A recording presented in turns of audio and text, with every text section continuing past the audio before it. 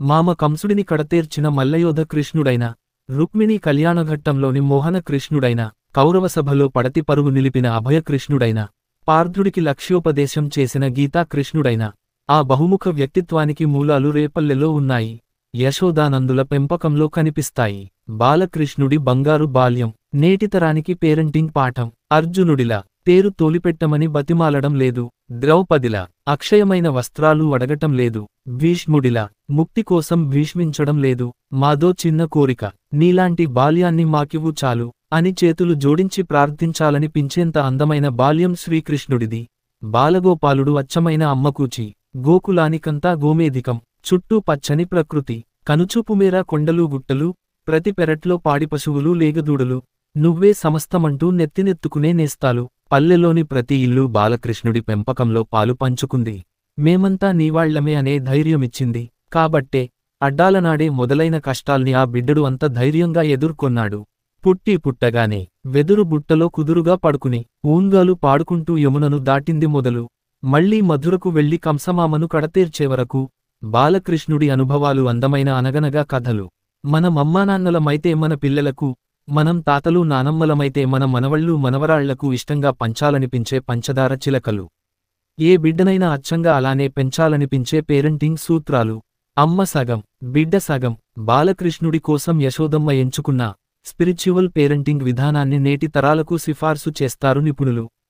ఈ సూత్రం ప్రకారం పిల్లల పెంపకం సమయంలో కన్నతల్లి తన మాతృత్వ హోదాను పక్కన పెట్టాలి. తానే జన్మనిచ్చాననే అహాన్ని వదిలించుకోవాలి. తనకే అన్నీ తెలుసనే భ్రమను వీడాలి.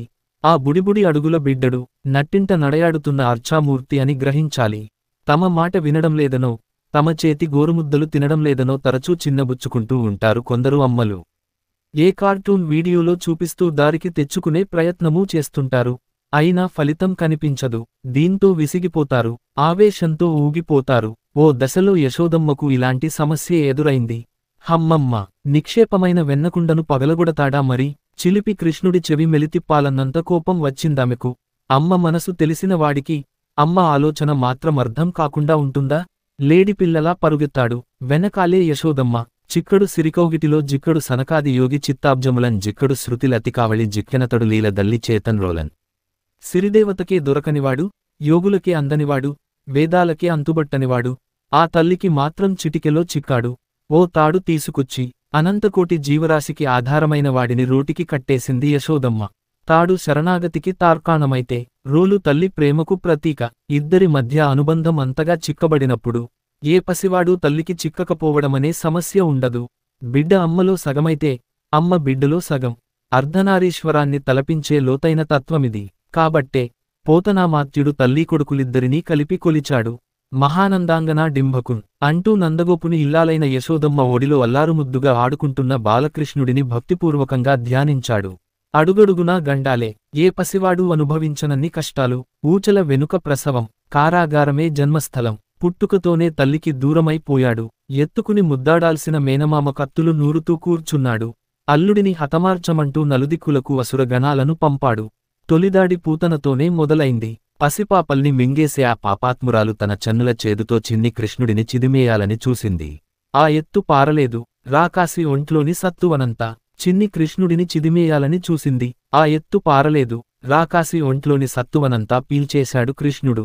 అంతే, కొండలా కుప్పకూలిందా రక్కసి. అయితేనేం, ఆ రెప్పపాటు కాలం సేపు మాతృత్వ అనుభూతిని ఆస్వాదించింది. ఆ అదృష్టమే పూతన పాపకర్మల్ని శుభ్రంగా కడిగేసింది.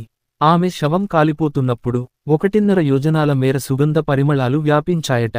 ఒక్క గుక్క విషపు పాలిచ్చిన పూతనకే ముక్తి లభిస్తే ముప్పూటలా బొజ్జునింపిన యశోదమ్మకు ఇంకెన్ని సద్గతులు ప్రాప్తిస్తాయో అని ఆశ్చర్యపోతాడు పోతన. భాగవతంలోని దశమస్కంధంలో అమ్మపాల ప్రస్తావన అనేకసార్లు వస్తుంది. శకటాసుర సంహార ఘట్టంలోనూ అనన్య సామాన్యంగా మాతృమూర్తి స్తన్య మహాయజ్ఞ వర్ణన చేశాడు భక్తకవి. జగమొండి బండి బూచాడిని ఒక్క తన్నుతో మన్నుమన్ను చేసిన తర్వాత యశోదమ్మ కొడుకు ఎందుకు ఏడుపు లంకించుకున్నాడు? కృష్ణుడి గొంతు వినిపించేసరికి పరుగెత్తుకొచ్చిందా మాతృమూర్తి. బిడ్డ ఆకలిని కనిపెట్టి పోషక భాండాన్ని నోటికి అందించింది. అలసితివి గదన్నా, యాకొంటివి గదన్నా, మంచియన్నా, ఏడ్పు మానుమన్నా, చన్నుగుడువుమన్న సంతసపడుమన్నా అంటున్నప్పుడు ఆ తల్లి సృష్టిలోని మాతృజనానికంతా ప్రతినిధిలా అనిపిస్తుంది. బిడ్డకు 5-6 నిండేదాకా తల్లిపాలు కొనసాగించొచ్చని సూచిస్తారు పోషక నిపుణులు. యశోదమ్మ కూడా ఆ సూత్రమే పాటించినట్టుంది. అమ్మా, చనుబువ్వ పెట్టవా, ఆకలేస్తోంది అని నోరారా అడిగేంత వయసు వచ్చేవరకు బాలకృష్ణుడికి పాలు పడుతూనే ఉందామె. చిట్టి తండ్రి, నువ్వు ఆడుకుంటున్నప్పుడు గోవిందుడు, నిద్రిస్తున్నప్పుడు మాధవుడు, నడుస్తున్నప్పుడు వైకుంఠుడు, కూర్చున్నప్పుడు శ్రీపతి, భోంచేస్తున్నప్పుడు యజ్ఞభుజుడు నీకు తోడుగా ఉంటారు అంటూ జగద్రక్షకుడి చేతికి రక్షరేకులు కట్టేవారట నందగోకుల కాంతలు. ద్వాపరలోనే కాదు, కలియుగంలోనూ ముద్దు బాలల చుట్టూ గద్దల్లా కాపుకాసిన అసురగండాలు అనేకం. కృష్ణయ్యను వేధించిన పూతనలు, శకటాసురులు, తృణావర్తులు, వత్సాసురులు, బకాసురులు, మరో రూపంలో, ఇంకో మార్గంలో అభంశుభం తెలియని బాల్యంపై దాడి చేస్తూనే ఉన్నారు. ఆడుకునేప్పుడు అంటువ్యాధులు, బడికెళ్తున్నప్పుడు గాలిధూళి, చిరుతిళ్లు తింటున్నప్పుడు క్రిమికీటకాలు ఆరోగ్యాన్ని హరించకుండా. చిట్టి తల్లులకు, చిన్ని తండ్రులకు మనం రక్షణ కవచం నిర్మించాలి. పోషకాల బలం ఇవ్వాలి. వ్యాక్సిన్ల విష్ణు చక్రం అడ్డువేయాలి. ఆటపాటల బాల్యం, బాల్యానికి ఆటలే బలం. ఎగరాలి, గెంతాలి, పరుగెత్తాలి, కొండలెక్కాలి, చెరువులు ఈదాలి, నాటకాలు వేయాలి, నృత్యాలు చేయాలి. కానీ మనం చదువుల భ్రమలో పడిపోయి, ర్యాంకుల వలలో చిక్కుకుపోయి, పిల్లల్ని 4 గోడలకే పరిమితం చేస్తున్నాం. అనుభూతులకు దూరం చేస్తున్నాం. బంగారు బాల్యాన్ని కబ్జా చేస్తున్నాం. యశోదమ్మ ఆ తప్పు చేయలేదు. గోకులంలో ఉన్నంతకాలం కృష్ణుడు ఏ గురుకులానికి వెళ్లలేదు. అమ్మ ఒడిలోనే అక్షరాలు దిద్దుకున్నాడు. పురాణ కథలు విన్నాడు. కళలపై మక్కువ పెంచుకున్నాడు. మురళీనాదంలో ఆరితేరాడు. స్నేహితులతో కలిసి యుద్ధ విద్యలు సాధన చేశాడు. ఆటపాటలకైతే అంతే లేదు. నేను గోపాలుడిని, మీరు ఆలమందలు అంటూ ఆవులాట ఆడేవాడు. నేను ప్రభువు, మీరు భటులు అంటూ రాజాట ఆడేవాడు. నేను చోరుడిని, మీరు రక్షక భటులు అంటూ దొంగాట ఆడేవాడు. ఒకటేమిటి, గోకులమంతా మోహన కృష్ణుడి క్రీడా మైదానమే. నీళ్లు కనిపించగానే గబుక్కున దూకేసేవాడు. మట్టిని చూడగానే ఒళ్లంతా పూసుకునేవాడు. స్తంభాల్ని పట్టుకుని ఊయలలూగేవాడు. పందాలు కట్టుకుని చెట్టు మీది పండ్ల గుత్తులకు గురిచూసి రాళ్లు విసిరేవాడు. ఆటపాటలతో శరీరం దృఢపడుతుంది, మనసు వికసిస్తుంది, నాయకత్వ లక్షణాలు మెరుగుపడతాయి, భావ వ్యక్తీకరణ పదునుదేలుతుంది. ఆ సత్తువతోనే కంసచాణూరులను మర్దించాడేమో, ఆ అనుభవంతోనే పాండవ సైన్యాన్ని నడిపించాడేమో, ఆ మాటతీరుతోనే రాయబార ఘట్టంలో చెల్లియో చెల్లకో అంటూ దుష్ట చతుష్టయానికి హెచ్చరికలు పంపాడేమో. ఇద్దరూ ఇద్దరే, తోబుట్టువులు, ఓ ఇంట పుట్టిన నేస్తాలు, కన్నవారి ప్రేమకు సమాన హక్కుదారులు. కాని కొందరికి అనుబంధాలతో పోలిస్తే ఆస్తుల మీదే ఎక్కువ మక్కువ.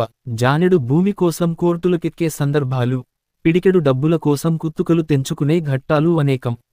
అలాంటివారికి బలరామకృష్ణులు అనుబంధ వాచకం. అన్నేమో ఆదిశేషుడి అంశ, ముక్కోపి. తమ్ముడేమో భూదేవికి పెనిమిటి, సహనశీలి, అన్న స్తోత్రప్రియుడు. కాబట్టే దుర్యోధనుడి మాయమాటలకు లొంగిపోయాడు. తమ్ముడు ధర్మపక్షపాతి. అందుకే కడదాకా పాండవుల వెన్నంటి నిలిచాడు. ఎవరి వ్యక్తిత్వాలు వారివి, ఎవరి స్వభావాలు వారివి. కాని అంతరాంతరాల్లో ఒకరంటే ఒకరికి ప్రేమ, గౌరవం. ఈ బంధానికి పునాదులు గోకులంలోనే పడ్డాయి. ఆటలైనా, కొట్లాటలైనా ఇద్దరూ కలిసి బరిలోకి దిగితే ప్రత్యర్థులు పరుగులు పెట్టాల్సిందే. అది చూసే ఈ ఇద్దరు బాలకుల అంతు చూస్తే శత్రుపీడ తొలగినట్టే అనుకున్నాడు అఘాసురుడు. కాని ఆ పన్నాగం పారలేదు. అన్నదమ్ముల దెబ్బకు ఆగమేఘాల మీద మృత్యువును చేరుకున్నాడు. కృష్ణుడికి అన్న బలరాముడంటే అపారమైన వాత్సల్యం. ఆటపాటలలో అలసిసొలసిన సోదరుడికి సపర్యలు చేసేవాడు, కాళ్ళు పట్టేవాడు. బలరాముడికి సంకర్షణుడనే పేరు ఉంది. దేవకి పొట్టలోని పిండాన్ని రోహిణి గర్భానికి బదిలీ చేసిన తీరునేటి సరోగసి సాంకేతికతను తలపిస్తుంది. కొన్ని పురాణాలు కృష్ణుడితో పాటు బలరాముడికి కూడా దశావతారాల్లో చోటు కల్పించాయి. నేస్తాలే సమస్తం. నందరాజు మహాసంపన్నుడు, వసుదేవుడి బంధువు, కంసుడి సామంతుడు, అపార గోసంపదకు యజమాని. అయినా సరే కలవారి పిల్లలతో మాత్రమే కలివిడిగా ఉండమని రామకృష్ణులకెప్పుడూ షరతు విధించలేదు. పేద గోపాలకులతో అంత చనువెందుకని కోపగించుకోనూ లేదు. సహజీవన సౌందర్యాన్ని, సహపంక్తి మాధుర్యాన్ని పరిచయం చేశాడు. ముద్దుగారే యశోద ముంగిట ముత్యమైన బాలుడు. ఆవులు కాసే పిల్లలతో కలిసి చల్ది ముద్దలు ఆరగించే దృశ్యాన్ని పోతన తన్మయత్వంతో వర్ణించాడు. ఊరగాయ ముక్క నాకుతూ ఊరించేవాడొకడు, పక్కవాడి కంచంలోని పదార్థాల్ని గుటుక్కున మింగేసి ఏమీ ఎరుగనట్టు కూర్చునేవాడొకడు, అన్నం ముద్దలతో బంతాట ఆడుకునేవాడొకడు, నవ్వేవాడొకడు, నవ్వించేవాడొకడు, ముచ్చట్లు పెట్టేవాడొకడు, మురిసిపోయేవాడొకడు. ఆ గోపబాలకులెంత అదృష్టవంతులో అంటాడు. నిజానికి అంతకు రెట్టింపు సుకృతం శ్రీకృష్ణుడిది. స్నేహంలోని తీపిని, పంచుకోవడంలోని పరమార్థాన్ని పసితనంలోనే పరిచయం చేశారా నేస్తాలు. కాబట్టే ద్వారకాధీశుడైన తర్వాత కూడా సాందీపని విద్యాలయంలో తన సహపాఠి అయిన కుచేలుడిని మరువలేదు.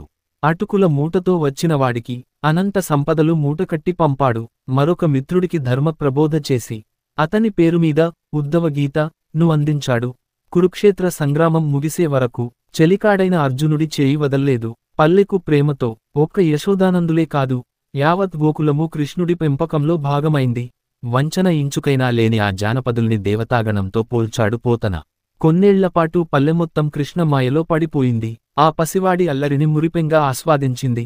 పాలమీగడల దొంగతనాల్ని ఇష్టంగా భరించింది. అసుర దాడుల నుంచి రక్షించుకోడానికి ఊరంతా బృందావనానికి తరలివెళ్ళింది. కృష్ణుడికైతే ఆ పల్లె వైకుంఠం కంటే ఎక్కువ. అందుకే ప్రాణాలకు తెగించి విషపూరితమైన కాళింది మడుగును శుద్ధంగా మార్చాడు. కార్చిచ్చును చల్లార్చి మూగజీవాల్ని బతికించాడు. కొండ వేలునెత్తి గోపజనాన్ని గాలివానల నుంచి రక్షించాడు. వృషభాసురుడి నుంచి పశు సంపదను కాపాడాడు. నందవ్రజ ఆనంద రహస్యం గోపాలకృష్ణుడే. మధురలో కంసాసురుడి ధనుర్యాగానికి బయల్దేరుతున్న ఆ బాలకుడిని సజలనేత్రాలతో సాగనంపింది రేపల్లె. కృష్ణుడిని కూడా ఆ ప్రేమాభిమానాలు కట్టిపడేశాయి. ప్రయాణం మానుకుని అక్కడే ఉండిపోదామనే అనుకుని ఉంటాడు. అంతలోనే కర్తవ్యం గుర్తొచ్చి ఉంటుంది. కంసుడి వధతోనే తన బాధ్యత తీరిపోదని, సమీప భవిష్యత్తులో పాండవ కౌరవ యుద్ధం తప్పదని అతనికి తెలుసు. భగవద్గీత రూపంలో మానవజాతికి కర్తవ్యం బోధించాల్సిన బాధ్యత తనమీదే ఉందని కూడా తెలుసు. ద్వాపర కలి సంధియుగంలో తలెత్తబోయే జల ప్రళయాన్ని జ్ఞానదృష్టితో వీక్షించాడు. బయల్దేరేముందు ఆ సుదీర్ఘ ప్రస్థానానికి సరిపడా మనోబలాన్నిచ్చిన బాల్యానికి, బంధాలకు మనసులోనే కృతజ్ఞతలు చెప్పుకున్నాడు. పరిత్రాణాయ సాధూనాం వినాశాయ చ దుష్కృతాం ధర్మ సంస్థాపనార్థాయ సంభవామి యుగే యుగే అనుకుంటూ అక్రూరుడి రథమెక్కి క్రూరత్వంపై యుద్ధానికి సిద్ధమయ్యాడు కౌమార కృష్ణుడు. కృష్ణ అంటే ఆ రెండక్షరాలకు అష్టాక్షరీ మంత్రంతో సమానమైన మహత్తు ఉందంటారు కృష్ణ చైతన్య సంఘం, ఇస్కాన్ వ్యవస్థాపకులు శ్రీల ప్రభుపాదులు. కృష్ణ అనే మాటకు 5 రకాల అర్థాలున్నాయి. 1 నల్లనివాడు, 2 ఆకర్షణ శక్తి ఉన్నవాడు, 3 సచ్చిదానంద స్వరూపుడు, 4 చెడును నిర్మూలించేవాడు, 5 కాలస్వరూపుడు. కృష్ణుడిని, ప్రత్యేకించి బాలకృష్ణుడిని ఉపాసనా దైవంగా ఎంచుకునేవారు ఉన్నారు. విష్ణుమూర్తి మిగతా స్వరూపాలతో పోలిస్తే బాలకృష్ణుడు ఇట్టే కరిగిపోతాడట. అడిగినంతనే వరాలు కురిపిస్తాడట. బాలకృష్ణుడి సాధకులు వటపత్రశాయి మూర్తిని ప్రతినిత్యం ఆరాధిస్తారు. కర్ణాటకలోని ఉడుపి బాలకృష్ణుడి భక్తుల దర్శనీయ క్షేత్రం. కృష్ణదేవరాయలు కూడా బాలకృష్ణుడి ఉపాసకులే. హంపీలో ఓ ఆలయము నిర్మించారు. బాల్యం కోసమే. వామనావతారం మరీ పరిమితమైన ఘట్టం. 3 అడుగుల నేల అడిగి ఒంటికాలితో బలిని పాతాళానికి తొక్కేయడంతో బాధ్యత తీరిపోతుంది. ఆ సమయంలో వటుడిగా అవతరించిన విష్ణుమూర్తికి బాల్యదశ భలేగా నచ్చేసింది. ఇంకొంతకాలం పసితనాన్ని ఆస్వాదించాలనే ఆశ పుట్టింది. ద్వాపరయుగంలో గోకులవాసిగా జన్మించి ఆ ముచ్చట తీర్చుకున్నాడు. నేస్తాలే ప్రపంచంగా బతికాడు. శ్రీదామ, సుదామ, కింకిణి ఇలా తన స్నేహితుల జాబితా చాలా పెద్దది.